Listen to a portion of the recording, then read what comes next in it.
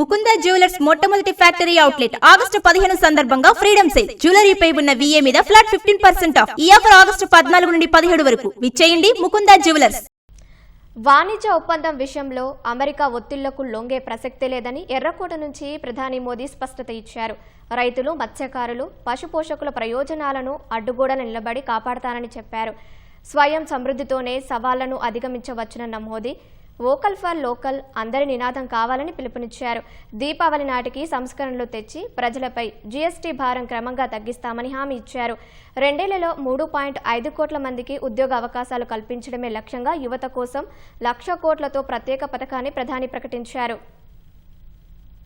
అమెరికాతో వాణిజ్య వివాదం కొనసాగుతోన్న వేళ ఆత్మనిర్భర భారత్ ఆవశ్యకతను ప్రధాని నరేంద్ర మోదీ బలంగా చాటి చెప్పారు. వోకల్ ఫర్ లోకల్ నిరంతర నినాదం కావాలని పిలుపునిచ్చారు. భారత్లో తయారైన వస్తువుల వినియోగం పెరుగుతూనే ఉండాలని సూచించారు. ఇంధనం విషయంలోనూ భారత్ను స్వయం సమృద్ధి వైపు నడిపించాల్సిన అవసరం ఉందన్నారు. 2047 నాటికి అణు విద్యుత్తును 10 రెట్లు పెంచాలనేది లక్ష్యమని వివరించారు. లోతైన సముద్ర జలాల్లో చమురు నిక్షేపాల అన్వేషణ కోసం నేషనల్ మిషన్ చేపట్టనున్నట్లు మోదీ ప్రకటించారు. అతి త్వరలో మేడ్ ఇన్ ఇండియా చిప్స్ మార్కెట్ను ముంచెత్తనున్నాయని తెలిపారు. భారత యుద్ధ విమానాలకు అవసరమైన ఇంజిన్లు మన దేశంలోనే తయారు కావాల్సి ఉందని నొక్కి చెప్పారు. స్వయం సమృద్ధి అంటే ఎగుమతులు దిగుమతులు కాదన్న మోదీ సామర్థ్యాలను పెంచుకోవడమని స్పష్టం చేశారు.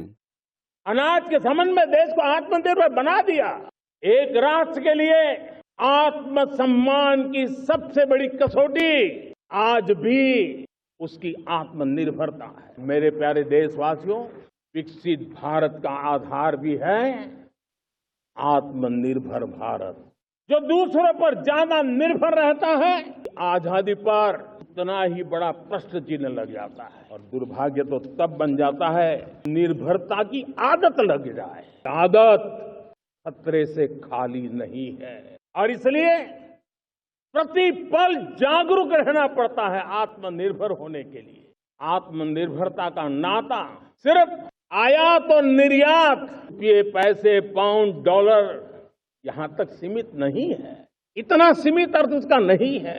आत्मनिर्भरता का नाता हमारे सामर्थ्य से जुड़ा हुआ। और जब आत्मनिर्भरता खत्म होने लगती है तो सामर्थ्य भी निरंतर क्षीण होता जाता है। और इसलिए हमारे सामर्थ्य को बचाए रखने, बनाए रखने और बढ़ाए रखने के लिए आत्मनिर्भर होना बहुत अनिवार्य है.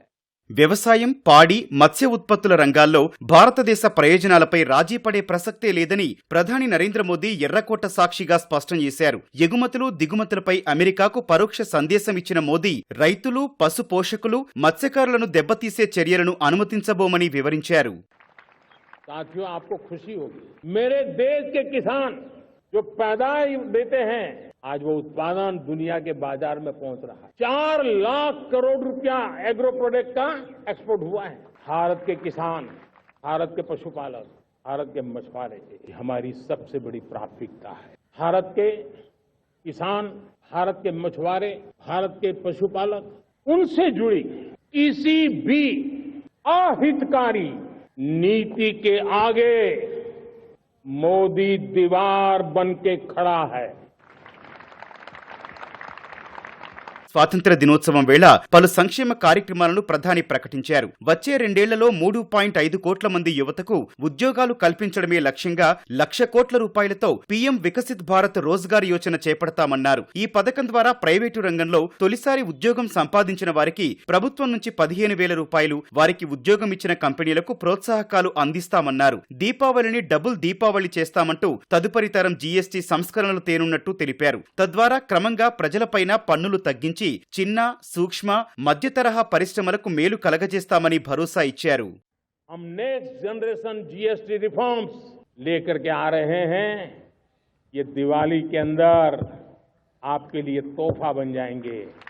सामान्य मानवीय की जरूरतों के टैक्स भारी मात्रा में कम कर दिए जाएंगे. बहुत बड़ी सुविधा बढ़ेगी. हमारे MSME, हमारे लघु उद्यमी, इनको बहुत बड़ा लाभ मिलेगा. रोजमर्रा की चीजें बहुत सस्ती हो जाएगी और उससे इकोनॉमी को भी एक नया बल मिलने वाला है. భారతీయ క్రీడల్లో సమగ్రాభివృద్ధికి జాతీయ క్రీడా పాలసీ దోహదపడుతుందని మోదీ వివరించారు.